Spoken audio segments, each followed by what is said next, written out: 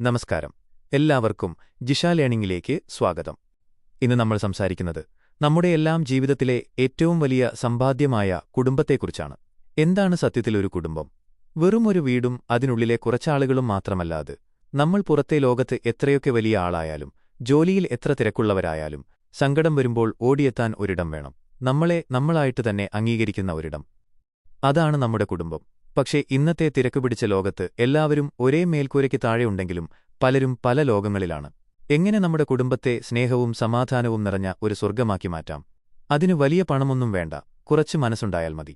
ജീവിതത്തിന്റെ ഓട്ടത്തിനിടയിൽ നമ്മൾ മറന്നുപോയ ചില കൊച്ചു കാര്യങ്ങളൊന്ന് ഓർത്തെടുത്താൽ തീരാവുന്ന പ്രശ്നങ്ങളെ നമ്മുടെ കുടുംബങ്ങളിലുള്ളൂ. ഒരു കുടുംബത്തിന്റെ ഏറ്റവും വലിയ കരുത്ത് എന്ന് പറയുന്നത് പരസ്പരമുള്ള ബഹുമാനമാണ്, പ്രത്യേകിച്ച് ഭർത്താവും ഭാര്യയും തമ്മിൽ.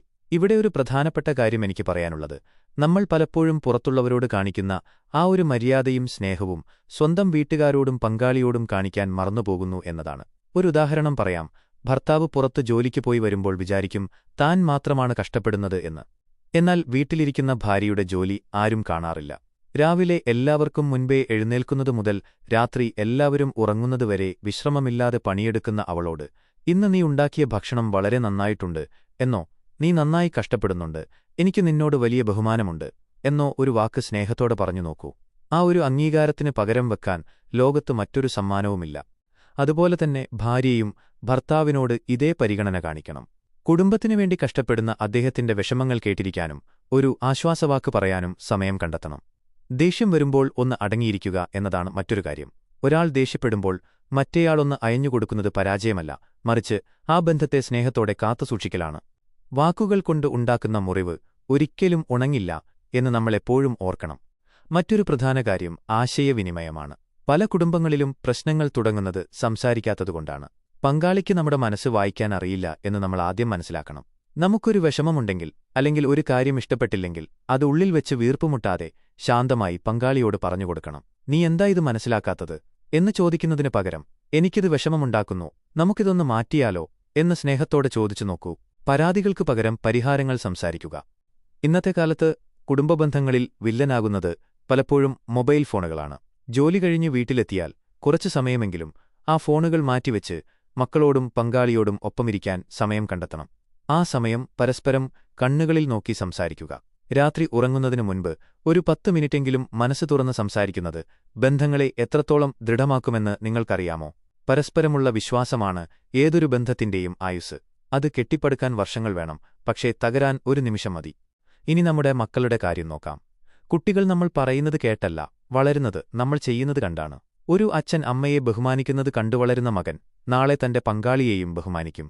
മക്കളോട് സത്യസന്ധതയെക്കുറിച്ച് ക്ലാസ്സെടുക്കുന്നതിനു പകരം നമ്മൾ അവർക്ക് മുന്നിൽ സത്യസന്ധരായിരിക്കണം. മക്കൾക്ക് നമ്മൾ നൽകേണ്ടത് വിലകൂടിയ ഗാഡ്ജറ്റുകളല്ല, മറിച്ച് നമ്മുടെ സാമീപ്യമാണ്. അവരോടൊപ്പം കളിക്കാനും അവരുടെ കൊച്ചു കൊച്ചു കഥകൾ കേൾക്കാനും നമ്മൾ സമയം കണ്ടെത്തണം.